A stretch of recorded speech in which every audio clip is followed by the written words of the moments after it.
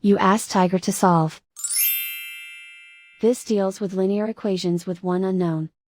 The final result is g equals 11 over 8. Let's solve it step by step. Group all constants on the right side of the equation. Subtract 1 over 4 from both sides. Combine the fractions. Combine the numerators. Reduce the zero numerator. Simplify the arithmetic. Find the lowest common denominator. Multiply the denominators. Multiply the numerators. Combine the fractions.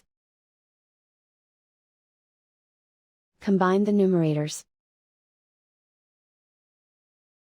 And so the final result is g equals 11 over 8.